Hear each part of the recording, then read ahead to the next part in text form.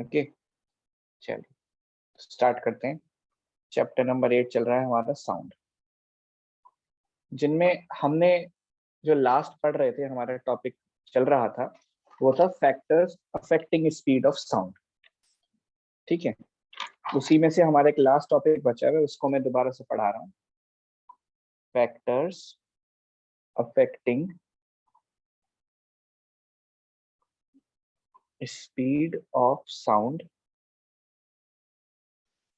In a gas. उसमें हमारे दो फैक्टर्स रह रहे हैं, वो मैं पूरे कर देता हूँ, रिवाइज करा देता हूँ। सबसे पहला फैक्टर है हमारा ह्यूमिडिटी वाला, जो हम पढ़ रहे थे। आइए उसको एक बार फिर से समझ लेते हैं। ह्यूमिडिटी, इफेक्ट ऑफ ह्यूमिडिटी, कि अगर ह्यूमिडिटी बढ़ जाए तो स्पीड ऑफ साउंड पर गैस में क्या असर पड़ेगा, स्पीड बढ़ेगी या घटेगी, क्या फर्क पड़ेगा। आइए इसको समझ लेते हैं। देखिए थोड़ा सा इसको बताता हूँ। The speed of sound in air increases with increasing humidity. हम ये कह रहे हैं कि जो स्पीड ऑफ साउंड है ह्यूमिडिटी बढ़ने के साथ बढ़ जाती है। सबसे पहले तो ह्यूमिडिटी बढ़ने के साथ हम ये कह रहे हैं स्पीड ऑफ साउंड बढ़ जाती है, इंक्रीज हो जाती है। अब सबसे पहले हमें ये समझना होगा कि भाई ये ह्यूमिडिटी है क्या। तो जैसा आपने ज्योग्राफी में पढ़ा होगा अपना, मैंने कल भी बताया था शाम वाले बैच में, कि जो वाटर वेपर कंटेंट होता है उसे हम ह्यूमिडिटी कहते हैं। Water vapour content in the atmosphere, water vapour content in atmosphere, कि जितना वाटर वेपर कंटेंट एटमॉस्फेयर में होता है हमारा प्रेजेंट, उसे हम ह्यूमिडिटी कहते हैं। और इसका एग्जाम्पल आप ऐसे समझ सकते हैं, जैसे रेनी सीजन में, जैसे अभी चल रहा है इस सीजन है ऐसे रेनी वाला, इसमें जो जिसे हम कहते हैं रेनी सीजन में वो चिपचिपी वाली जो गर्मी होती है जिसमें पसीना सूखता नहीं, वो ह्यूमिडिटी वाला बात कर रहे हैं यहाँ पर, वाटर वेपर कंटेंट की। आपने ज्योग्राफी में भी पढ़ा होगा, water vapour content in air is known as humidity. तो अब ये वाटर वेपर कंटेंट एयर में इंक्रीज हो जाता है तो स्पीड ऑफ साउंड कैसे इंक्रीज होती है, बात समझ में आ रही है। ये मान लीजिए हम वाटर वेपर कंटेंट जो है एयर में बढ़ जाए या इंक्रीज हो जाए तो हमारी स्पीड ऑफ साउंड उसमें बढ़ कैसे जाती है, हमें ये समझना है। ठीक है, आइए समझते हैं। देखिए अपनी बुक में अंडरलाइन करिएगा, इफेक्ट ऑफ ह्यूमिडिटी में दिया हुआ है सबसे पहले तो इटैलिक्स में, the speed of sound in air increases with increase humidity in air. ये वाला पॉइंट अंडरलाइन करिए, the speed of sound in air increases with the increase in humidity in air. ठीक है, इसके बाद आगे समझाता हूं मैं, आप ध्यान दीजिए। जो डेंसिटी होती है वाटर वेपर की, वो 5/8 होती है डेंसिटी ऑफ ड्राई एयर के मुकाबले। ये आपकी बुक में भी दिया हुआ है, अगर आप पढ़ेंगे जहां से अंडरलाइन किया उससे नीचे लिखा है, the density of water vapour is about 5/8 times the density of dry air at ordinary temperature। ये जो वाटर वेपर की डेंसिटी होती है वो 5/8 टाइम्स होती है किसके, डेंसिटी ऑफ ड्राई एयर की, यानी 5/8 टाइम्स कम हो गई। अब समझिए क्या कर रहे हैं वहां पे। अगर हम कहें मान लीजिए कि जो ड्राई एयर की सपोज करिए हम डेंसिटी ले लेते हैं 80 ग्राम पर सेंटीमीटर क्यूब, तो यहाँ से डेंसिटी वाटर वेपर की कितनी कैलकुलेट होके आएगी 5/8 के हिसाब से, 5/8 into density of dry air से मल्टीप्लाई अगर हम करें 80 से, तो आप देखिए कितनी आ जाएगी, 50 आ जाएगी। तो देख सकते हैं आप कि अगर हम ये कहें कि ड्राई एयर की डेंसिटी 80 ग्राम पर सेंटीमीटर क्यूब है, तो वहीं वाटर वेपर की डेंसिटी 50 ग्राम पर सेंटीमीटर क्यूब रह जाती है। यानी हम ये कह सकते हैं इस पॉइंट से कि जो वाटर वेपर की डेंसिटी है वो कम होती है किसके कंपैरिजन में, ड्राई एयर की डेंसिटी के कंपैरिजन। और हमने कल पढ़ा था कि जो स्पीड ऑफ साउंड है वो inversely proportional to the square root of density of medium. याद है आप लोगों को, बोलिए हाँ के ना।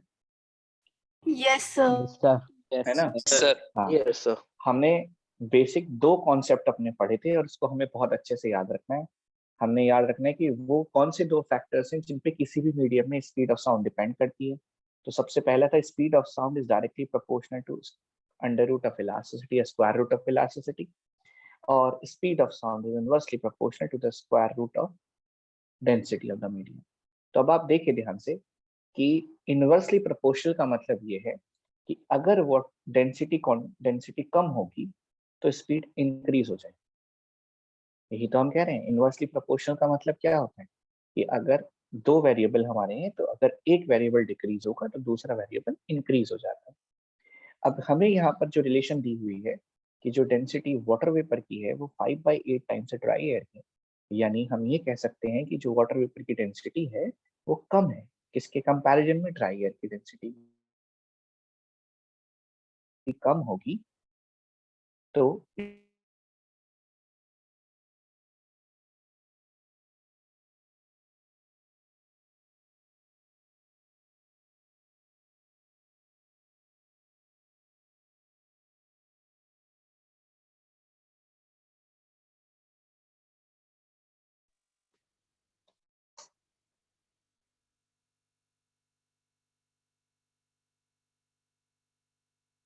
बच्चों 1 मिनट लाइन पे रहिए।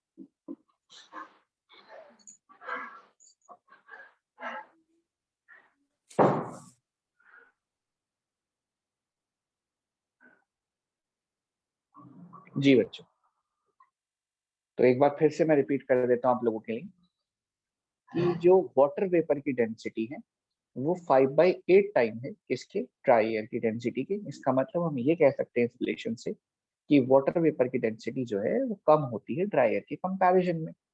और हमने कल रिलेशन पढ़ी थी that speed of sound is inversely proportional to the square root of density of the medium, यानी अगर किसी भी मीडियम की डेंसिटी नीचे जाएगी या कम होगी, डिक्रीज होगी, तो स्पीड ऑफ साउंड इंक्रीज हो जाएगी। वही यहाँ पर हो रहा है। हम ये कह रहे हैं कि जैसे जैसे एटमॉस्फेयर में या गैसेस में वाटर वेपर कंटेंट बढ़ेगा, वाटर वेपर कंटेंट इंक्रीज होगा, तो वाटर वेपर कंटेंट इंक्रीज होने की वजह से डेंसिटी कम हो जाएगी, और डेंसिटी कम हो जाएगी तो स्पीड ऑफ साउंड इंक्रीज हो जाएगी। बोलिए समझ आया कि नहीं आया? Yes sir. Yes, sir. Yes, sir. अब Yes, अब sir. अपनी बुक में एक पॉइंट अंडरलाइन करिए अपनी बुक्स में। Therefore, the increase of moisture in air, ये वाला पॉइंट अंडरलाइन करिए बच्चों। Therefore, the increase in moisture in air tends to decrease the density, कि जैसे ही मॉइस्चर बढ़ेगा एयर में उससे क्या होगा, एयर की डेंसिटी डिक्रीज हो जाएगी।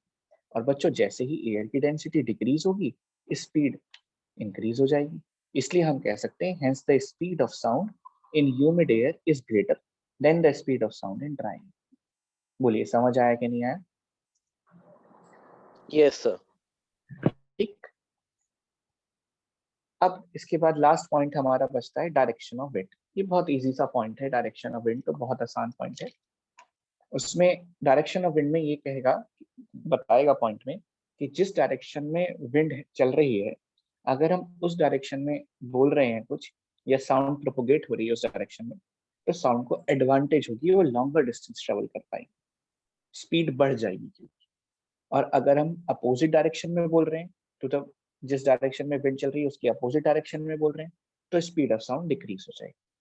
इसको थोड़ा सा पढ़ते हैं। कौन पढ़ेगा? हाँ, आराध्या आप पढ़िए जरा थोड़ा सा इसको। Yes, sir. Effect of direction of wind.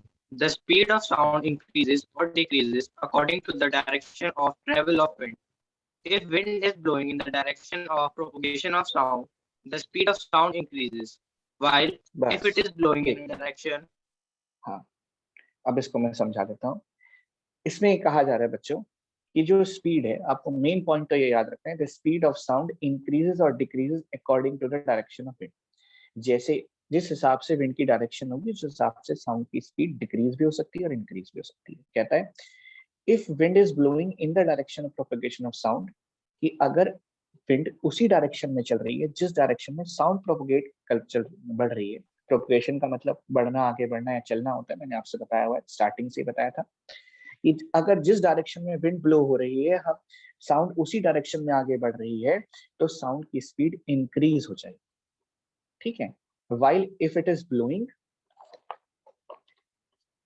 in a direction opposite to the direction of sound, the speed of sound decreases. लेकिन अगर यही अपोजिट डायरेक्शन में प्रोपोगेट कर रही है तो फिर वहां डिक्रीज हो जाएगी। बेसिक सा फंडा ये है बच्चों कि बहुत सिंपल सा फंडा है डायरेक्शन ऑफ विंड के लिए। फोर्थ पॉइंट है हमारा इसके लिए, डायरेक्शन ऑफ विंड।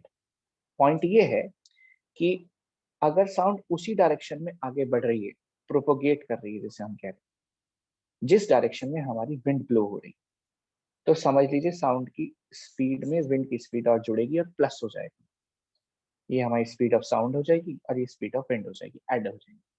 लेकिन अगर कहीं ऐसा है कि प्रोपोगेशन ऑफ साउंड तो इस डायरेक्शन में है, साउंड इस डायरेक्शन में आगे बढ़ रही है हमारी, और विंड अपोजिट डायरेक्शन में चल रही है, यहाँ इस डायरेक्शन में विंड ब्लो कर रही है, तो फिर क्या होगा कि हमारी स्पीड साउंड की डिक्रीज हो जाएगी। आपने कई बार, मैंने एग्जाम्पल लिया था कल शाम वाले बैच में, आपने सुना होगा, देखा होगा कि जब बारिश के बाद जब मौसम साफ हो जाता है, तो आपने देखा होगा कहीं अगर लाउड स्पीकर या कोई डीजे दूर भी चल रहा हो तो उसकी आवाज आपको बहुत क्लैरिटी के साथ सुनाई देती है, अगर बारिश के बाद हवा चल रही हो। हाँ बोलिए बेटा। सर एक बार और समझा दीजिए ये फोर्थ वाला पॉइंट। हाँ मैं बताता हूँ, एक मिनट। मैं ये कह रहा हूँ अमोस कि जैसे बारिश के बाद जब मौसम साफ होता है, थोड़ी बहुत हवाएं चलती हैं, हवा चलती है, तो कहीं दूर अगर लाउड स्पीकर भी की भी आवाज हो या डीजे अभी कहीं चल रहा हो, तो वहां से भी आवाज हमें आ जाती है। ठीक है।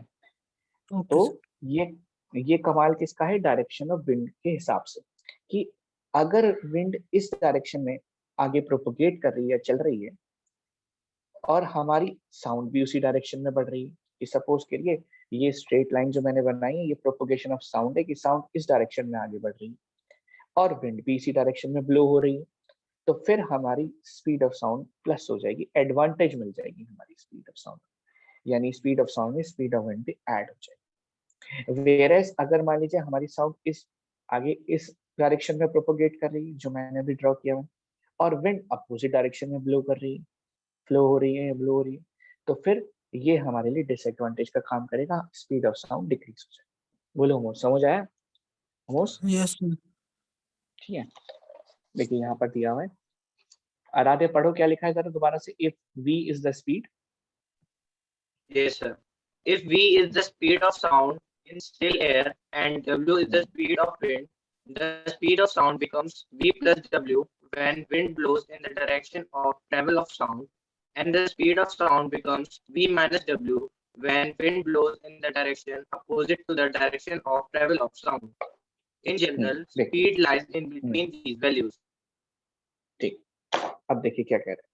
If v is the speed of sound, कि माना कि जो स्पीड है साउंड की वो v है स्टिल एयर में, यानी उस टाइम हवा ब्लो या विंड ब्लो नहीं हो रही है, सिंपल है, तो माना v स्पीड है उस time, w is the speed of it, और मान लीजिए स्पीड की जो विंड की स्पीड है वो w है, तो the speed of sound becomes v plus w, यानी ऐड हो जाएगी विंड की स्पीड भी इसमें। देखिए जब उसी डायरेक्शन में साउंड प्रोपोगेट करेगी जिस डायरेक्शन में विंड ब्लो हो रही है, अंडरलाइन करिए, when wind blows in the direction of travel of sound, and then the speed of sound becomes v minus w when wind blows in direction opposite to the direction of travel of sound।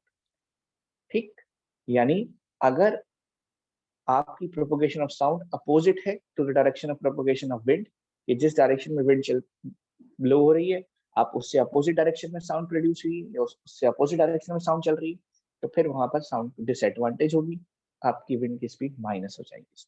Example भी दिया हुआ है जो मैंने अभी थोड़ी देर पहले आपको बताया कि दिया है, the sound of a distant music is quickly and loudly heard if it is coming with wind, कि अगर हवा के साथ कोई आवाज आ रही है तो बहुत आसानी के साथ और जल्दी सुन ली जाती है। On the other hand, if it is difficult to hear if the wind blows in opposite direction, अगर अपोजिट डायरेक्शन से आ रही है तो थोड़ा मुश्किल हो जाता है सुनना। ठीक है, इसके बाद जो ज्यादातर बच्चे कंफ्यूजन में होते हैं वो आपने नहीं होना इस बार, क्या है, फैक्टर्स नॉट अफेक्टिंग, जी हाँ सर्किल कर लीजिए, not affecting the speed of sound in gas. यानी अभी तो हमने 4 फैक्टर्स वो पढ़े जिन पर साउंड अफेक्ट करती है, जब स्पीड ऑफ साउंड इफेक्ट हो जाती है अगर साउंड गैस में ट्रेवल कर रही है। ठीक है, अब ये वो फैक्टर्स हैं जिन पर कोई फर्क, जिनसे फर्क नहीं पड़ता। आइए समझते हैं। देखिए, जो फैक्टर्स अफेक्टिंग थे, अगर आप ध्यान से सुने, जो अफेक्टिंग वाले थे, स्पीड ऑफ साउंड को जो इफेक्ट कर रहे थे, उनमें सबसे पहले अगर आपको याद हो तो हमने पढ़ा था, बताइए, डेंसिटी पढ़ा था, याद है? Yes sir. Yes, sir. Yes है ना, सबसे पहले, बिल्कुल सही, सबसे पहले हमने डेंसिटी पढ़ा। हमने कहा भाई जो स्पीड ऑफ साउंड है वो तो डायरेक्ट इनवर्सली प्रोपोर्शनल है to the square root of density. फिर हमने उसके बाद पढ़ा था टेम्परेचर, अगर आपको याद हो, हमने कहा था कि speed of sound is directly proportional to the square root of temperature. और ये टेम्परेचर को मैंने वॉल्यूम से रिलेट करके बताया था आपको। मैंने कहा था कि अगर गैस में टेम्परेचर बढ़ता है तो वॉल्यूम इंक्रीज होता है, और क्योंकि density is equal to mass upon volume होती है, तो वॉल्यूम इंक्रीज होने की वजह से डेंसिटी डिक्रीज हो जाती है, और डेंसिटी डिक्रीज होती है तो स्पीड ऑफ साउंड इंक्रीज हो जाती है। ठीक, तो यानी टेम्परेचर के साथ स्पीड ऑफ साउंड इंक्रीज हो जाती है। फिर आज अभी हमने पढ़ा ह्यूमिडिटी वाला फैक्टर, और हमने ये कहा कि अगर ह्यूमिडिटी बढ़ती है तो स्पीड ऑफ साउंड भी इंक्रीज हो जाती है, जैसा कि हमने देखा था। क्यों, ऐसा क्यों भाई? ह्यूमिडिटी बढ़ने की वजह से जो डेंसिटी होती है मीडियम की डिक्रीज हो जाती है, और डेंसिटी डिक्रीज होगी तो स्पीड ऑफ साउंड इंक्रीज हो जाएगी। ठीक है, ये स्पीड ऑफ साउंड की बात चल रही है। लास्ट फैक्टर इसमें हमने पढ़ा, ये चारों फैक्टर आपको याद रखने, वैसे रीजन तो ज्यादा नहीं आते पर फिर भी रीजन याद रख के चलिए।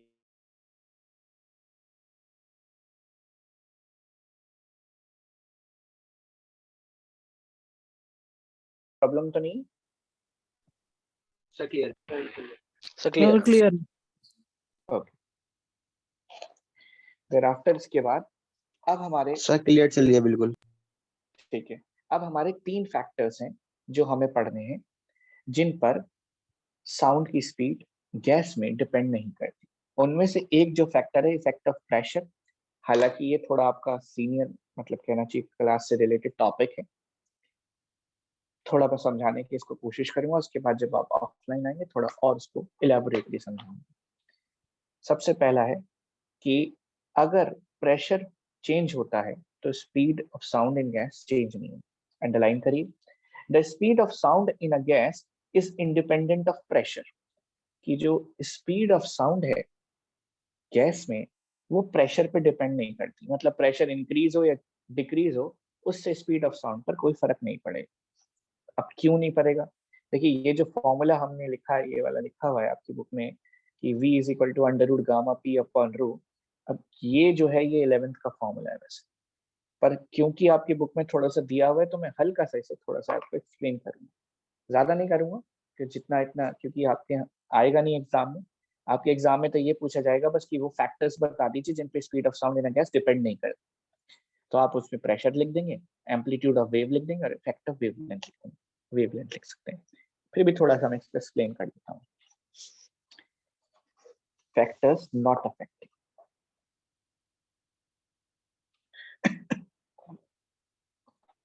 not affecting speed of sound in gas। उनमें से सबसे पहला है कि प्रेशर, कि भाई अगर प्रेशर चेंज हो रहा है तो स्पीड ऑफ साउंड चेंज नहीं होगी। आइए समझते हैं क्यों नहीं होती। एक फॉर्मूला है बच्चों, जो भी बुक में दिखाया मैंने आपको, speed of sound is equal to gamma P upon rho. अब क्योंकि ये गामा जो है कांस्टेंट है, और ये अभी आप पढ़ेंगे नहीं, ये पढ़ेंगे कहीं आप 11th में जाके, और ये अभी अगर मैं समझाने की कोशिश भी करूंगा तो दिक्कत पड़ जाएगी, हम आपको समझ नहीं आएगी, क्योंकि ये गामा जो होता है ratio of specific heat constant होता है, तो मतलब नहीं बनता है इसको समझाने का। यहाँ पर आपको समझना है पी अपॉन रो का कॉन्सेप्ट, यानी प्रेशर और डेंसिटी का कॉन्सेप्ट, ये समझना है, ठीक है। अगर आपने ये समझ लिया तो फिर आप समझ जाएंगे कि प्रेशर से चेंज होने से कोई फर्क क्यों नहीं पड़ता। आइए समझाते हैं, पढ़ते हैं। कहता है the ratio of pressure upon density P upon rho remains unchange with the change in pressure. कहता है कि जो पी अपॉन रो की रेशियो आती है कैलकुलेट करने के बाद, ये अनचेंज रहती है अगर प्रेशर चेंज भी हो जाए। अरे भाई ऐसा क्यों? ऐसा इसलिए होगा कि अगर बच्चों प्रेशर चेंज होगा किसी गैस का तो उसकी डेंसिटी भी चेंज हो जाएगी। जिस वैल्यू के हिसाब से प्रेशर चेंज होगा उसी वैल्यू के हिसाब से आपका उसी इक्विवेलेंटली डेंसिटी भी चेंज होगी। इससे क्या होता है कि हर बार ये रेशियो सेम रहती है। मैं अभी एक एग्जांपल देके भी इसको समझाऊंगा, बेफिक्र रहिए। व्हेन प्रेशर इंक्रीजेस, ध्यान से पढ़िएगा, कि जब प्रेशर इंक्रीज होता है वॉल्यूम डिक्रीज होता है। ये आपने चार्ल्स लॉ और बॉयल्स लॉ पढ़ा है बच्चों? नहीं पढ़ा केमिस्ट्री में? Yes, sir. यस सुना? Yes, Boyle's sir. लॉ पढ़ा है, ठीक है, बस फिर तो ठीक है। क्या बॉयल्स लॉ क्या कहता है, कौन बताएगा मुझे? बताइए, कोई बता सकता है बॉयल्स लॉ? आप में से कोई Sir, भी बताइए। volume is inversely proportional to the pressure. हाँ कह सकते, ठीक। तो व्हेन प्रेशर इंक्रीजेस, जब प्रेशर इंक्रीज होगा तो वॉल्यूम डिक्रीज भी हो जाए, डिक्रीज होगा। इसको एक छोटे से एग्जांपल से ऐसे समझ सकते हैं, आपकी जूनियर क्लासेस में आपने देखा होगा कि हमारे पास सपोज करिए यहाँ पर बीकर है और इसमें यहाँ पर एक पिस्टन है हमारी, और ये कुछ गैस के मॉलिक्यूल्स, ठीक है। ये सपोज करिए V वॉल्यूम। अब अगर हम यहाँ पर इस पिस्टन के ऊपर थोड़ा और वेट बढ़ा दें, वेट बढ़ाने से हमारा प्रेशर इंक्रीज हो जाएगा, यानी यहाँ पर ये जो पिस्टन की पोजीशन है इसे थोड़ा हम नीचे ले आए बच्चों। ये क्लास 7th या 8th में आपने एग्जाम्पल पढ़ा होगा फिजिक्स की बुक में कहीं या केमिस्ट्री में। सपोज करिए हम पिस्टन यहाँ तक ले आए, तो जो गैस है हमारी कंप्रेस हो गए इसके मॉलिक्यूल्स, यानी वॉल्यूम डिक्रीज हो। प्रेशर इंक्रीज करने पर वॉल्यूम डिक्रीज हो रहा है। आपने पढ़ा होगा गैसेस आर हाईली कंप्रेसिबल, पढ़ा है कि नहीं पढ़ा? Yes, sir. Yes. Yes, sir. Pressure increase करने पर वॉल्यूम हमारा डिक्रीज हो रहा है, इस बात को समझिए पहले तो। अब डेंसिटी होती है मास अपॉन वॉल्यूम, हाँ या ना बोलिए। Yes, sir. Yes. यस अच्छा, तो अगर मैं डेंसिटी को डिक्रीज करूं, सपोज करिए वॉल्यूम को डिक्रीज करूं, सॉरी, अब अगर मैं वॉल्यूम को डिक्रीज करूं तो मुझे बताइए डेंसिटी इंक्रीज होगी या नहीं होगी? Yes, sir. Yes. यस, बस। तो अगर आप ये बात समझ जाएंगे तो पी अपॉन रो का कॉन्सेप्ट भी समझ जाएंगे। हालांकि आना नहीं है आपके यहाँ, कोई मसला मतलब नहीं है इसका, फिर भी जब क्योंकि बुक में दे रखा है तो मैं इसको एक्सप्लेन करके छोड़ूंगा, समझिए ध्यान से। मैं फिर से रिपीट करता हूँ, चार्ट बना के बताता हूँ कि मैं ये कह रहा हूँ कि हम किसी भी गैस में अगर प्रेशर बढ़ाते हैं तो जो वॉल्यूम है वो डिक्रीज हो जाता है। आप भी मानते हैं बॉयल्स लॉ से, आपने खुद कहा कि प्रेशर वॉल्यूम जो है इनवर्सली प्रोपोर्शनल है, ये प्रेशर जो है इनवर्सली प्रोपोर्शनल वॉल्यूम की। और मैं एग्जांपल से भी आपको बता रहा हूँ कि अगर हम यहाँ पर कुछ और वेट बढ़ा दें इस पिस्टन पे तो प्रेशर बढ़ेगा, और प्रेशर बढ़ने की वजह से कंप्रेस हो जाएगी। कंप्रेस होने का मतलब गैस का वॉल्यूम डिक्रीज हो जाएगा।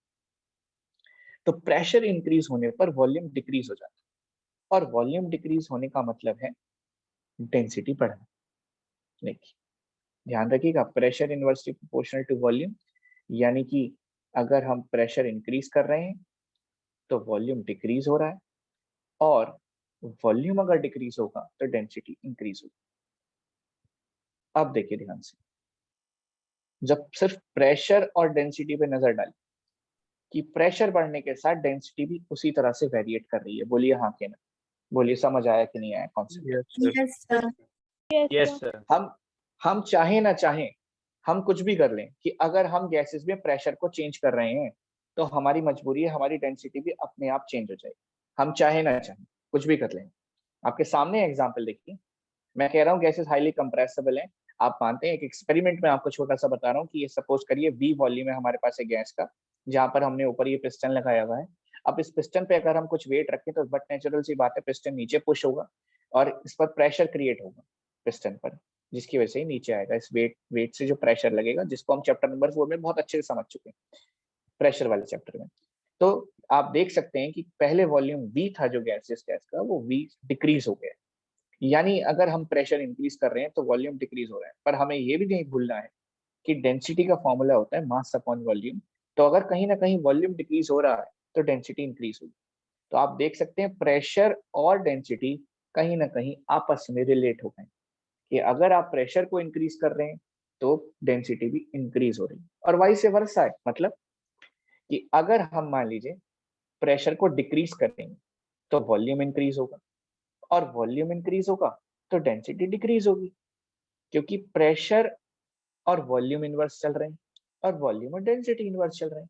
तो अगर हम प्रेशर को डिक्रीज करेंगे तो बॉयल्स लॉ कहता है वॉल्यूम इंक्रीज हो जाएगा। मतलब अगर हम ये वेट हटा दें यहाँ से तो ये पिस्टन अब ऊपर हो जाएगी, जो कंप्रेसिबिलिटी वो खत्म हो जाएगी, थोड़ी गैसेस एक्सपैंड कर जाएगी। उसी तरह से अगर हम वॉल्यूम डिक्रीज करें तो डेंसिटी गैस की इंक्रीज हो जाती है। तो आप इस कहानी से हमें क्या शिक्षा मिल रही है? मॉरल ऑफ द स्टोरी ये है कि हम प्रेशर को जब चेंज करते हैं तो चाहे ना चाहे डेंसिटी भी चेंज हो जाती है। बोलिए समझ आया कि नहीं आया? पहले ये Yes, बताइए। sir. Yes. Yes, yes sir. Sir. पक्का? Yes, sir. अब अगर ये समझ आ गया तो फिर तो आगे का काम बहुत आसान हो जाता है। मतलब फॉर एग्जाम्पल अभी हमारे पास P अपॉन रो की रेशो ले लेते हैं। फॉर एग्जाम्पल ले लेते हैं 18/36, ये इनिशियल फेज था, और यहाँ से अगर हम प्रेशर मान लेते हैं 18 पास्कल था और डेंसिटी मान लीजिए 36 kg पर मीटर क्यूब थी। इसे अब जब हम सॉर्ट आउट करेंगे तो रेशियो 1/2 आएगी। बोलिए हाँ कि नहीं? Yes sir. Yes, अच्छा, sir. अब इम्पोर्टेंट फैक्टर आता है। समझने वाली बात यह है कि अगर मैं प्रेशर को 2 टाइम्स करता हूं तो ना चाहते हुए भी डेंसिटी भी 2 टाइम्स हो, क्योंकि जब प्रेशर बढ़ता है तो डेंसिटी भी बढ़ती है। तो यानी डेंसिटी भी मेरी बढ़ जाएगी, 72 जाएगी। 18 2 सा 36 और 36 2 सा 72। अब अगर मैं इसकी रेशियो चेक करूं तो फिर भी 1/2 ही आएगी। बोलिए हाँ कि नहीं? Yes, sir. Yes yes, Yes, यानी वो, हाँ, तो यानी बुक में वो ये कहना चाह रहा है कि आप कितनी भी कोशिश कर लें, जब आप प्रेशर को चेंज करेंगे तो डेंसिटी भी चेंज हो जाती है। इसलिए ये जो P यानी प्रेशर अपॉन डेंसिटी की रेशियो है, ये कांस्टेंट हो जाती है, यानी हर बार इसकी वैल्यू उतनी ही आएगी, हर बार ये रेशियो उतनी ही बढ़ेगी, क्योंकि जिस रेशियो में प्रेशर बढ़ेगा, जिस वैल्यू से प्रेशर बढ़ेगा, उस वैल्यू से डेंसिटी भी बढ़ेगी। इस वजह से ये दोनों सेम हो जाते हैं। बोलिए बात समझ आई कि नहीं? Yes sir. Yes, sir. yes, sir. Yes, इसलिए हम कंक्लूड करते हैं कि प्रेशर से इंक्रीज या डिक्रीज होने से स्पीड ऑफ साउंड गैस में कोई फर्क नहीं पड़ता है। गैस में स्पीड ऑफ साउंड पर कोई फर्क नहीं पड़ता। लास्ट में एक बार फिर कंक्लूड करता हूँ, सुनिए ध्यान से। हम ये कह रहे हैं कि जो स्पीड ऑफ साउंड है वो under root pressure upon density है। फिलहाल तो ये समझिए। अब हमने एक सीधा सा कॉन्सेप्ट ये पकड़ रखा है कि भाई अगर डेंसिटी बदलेगी, कुछ भी चेंज होगा डेंसिटी में, तो स्पीड ऑफ साउंड पे चेंज होगा। हम तो उस लेवल पे काम कर रहे हैं, आइए समझते हैं। तो अब वो क्या समझाने की कोशिश कर रहा है आपको? वो कह रहा है कि देखिए, अगर गैस का प्रेशर इंक्रीज या डिक्रीज हो या कुछ भी चेंज होता है तो उससे स्पीड ऑफ साउंड पर कोई फर्क नहीं पड़ेगा। हमने भाई ऐसे कैसे मान, क्यों नहीं पड़ेगा, बताओ जरा। तो वो कहता है देखो कि जो हमारे पास प्रेशर अपॉन डेंसिटी की रेशियो है वो कांस्टेंट रहती है। हमने कहा भाई कांस्टेंट, ये क्या बता रहे हो तुम, कुछ क्या कांस्टेंट? ये देखो कि अगर बॉयस लॉ ये कहता है कि अगर हम प्रेशर को इंक्रीज करते हैं तो वॉल्यूम डिक्रीज होता है। मैंने कहा हमें नहीं पता, एग्जाम्पल देके बताओ। तो हमने एग्जाम्पल लिए, हमने गैस को बीकर में कर लिया, उस पर एक पिस्टन थी हमारे ऊपर, उस पर फिलहाल वॉल्यूम बी था। जैसे ही हमने कुछ वेट बढ़ाया यानी प्रेशर इंक्रीज हुआ तो वो गैस का वॉल्यूम डिक्रीज हो गया। तो हमने कहा हाँ भाई बात बिल्कुल ठीक है, प्रेशर बढ़ाओगे तो वॉल्यूम कम हो जाएगा। फिर उसने कहा कि देखो डेंसिटी जो होती है वो मास अपॉन वॉल्यूम होती है, तो अगर तुम वॉल्यूम डिक्रीज करोगे तो डेंसिटी बढ़ेगी। मैंने कहा हाँ भाई ये तो बात ठीक है, और देखो डेंसिटी का सीधा सीधा रिलेशन स्पीड ऑफ साउंड से होता है। मैंने बात तो सही है, वो इनवर्सली रिलेटेड होगी। तो वो ये कहता है कि अगर आप प्रेशर बढ़ा रहे हो तो डेंसिटी भी बढ़ेगी क्योंकि वॉल्यूम डिक्रीज हो रहा है, क्योंकि वॉल्यूम प्रेशर के भी इनवर्सली चल रहा है और डेंसिटी के भी इनवर्सली चल रहा है। तो जब आप प्रेशर बढ़ाते हैं तो कहीं ना कहीं वॉल्यूम ऑफ जो वॉल्यूम है गैस का वो डिक्रीज हो जाता है, और वॉल्यूम डिक्रीज होगा तो डेंसिटी इंक्रीज होगी। अब डेंसिटी इंक्रीज होने का मतलब है कि स्पीड कम होना। क्यों भाई? क्योंकि जो स्पीड ऑफ साउंड है वो इनवर्सली प्रोपोर्शनल है to the square root of density. तो हमने कहा तो फिर ये कांस्टेंट वाली बात क्या कहती है? कांस्टेंट वाली बात ये कहती है कि देखो जब आप प्रेशर बढ़ाते हो तो डेंसिटी भी उसी हिसाब से बढ़ती है, उसी रेशियो में बढ़ती है। हमने कहा ऐसे समझ नहीं आ रहा, मैथमेटिकली समझाओ। हमने कहा ठीक है, मान लीजिए हमारे पास एक गैस है जिसका प्रेशर 18 पास्कल है और जिसकी डेंसिटी 36 kg पर मीटर क्यूब। इसकी जो अभी रेशियो निकल के आ रही है प्रेशर और डेंसिटी की 1:2। अब अगर हम प्रेशर को बढ़ा दें, दुगना कर दें या डबल कर दें, तो डेंसिटी भी उसी हिसाब से डबल होगी, इंक्रीज होगी, क्योंकि जैसे जैसे प्रेशर बढ़ता है वैसे वैसे डेंसिटी भी बढ़ती है। अभी हम समझ चुके हैं चीज को। तो हमने कहा जो नया प्रेशर आएगा डबल करने पर वो 36 हो जाएगा और जो नई डेंसिटी आएगी वो 72 हो जाएगी। तब भी अगर आप सॉल्व करेंगे तो उसकी रेशियो 1:2 ही रहेगी। यानी ये कहानी से हमें क्या शिक्षा मिलती है? मॉरल ऑफ द स्टोरी ये है कि आप प्रेशर अगर बढ़ाएंगे तो डेंसिटी भी बढ़ेगी। इससे जो प्रेशर और डेंसिटी की रेशियो है वो कांस्टेंट रह जाती है। इस वजह से प्रेशर चाहते हुए भी कोई फर्क नहीं डाल पाता स्पीड ऑफ साउंड में। बोलिए, बात समझ आई या नहीं? Yes sir. Yes, sir. Yes, sir. Yes, Yes, sir. sir. ठीक है, अब ये मीटिंग जो है एंड होने वाली है, आप इसको छोड़ के दोबारा से एक बार फिर से ज्वाइन करिए। ठीक है, इसको एंड करते हैं हम मीटिंग को, और आप दोबारा से ज्वाइन करिए, उसी लिंक से दूसरी मीटिंग ज्वाइन करिए।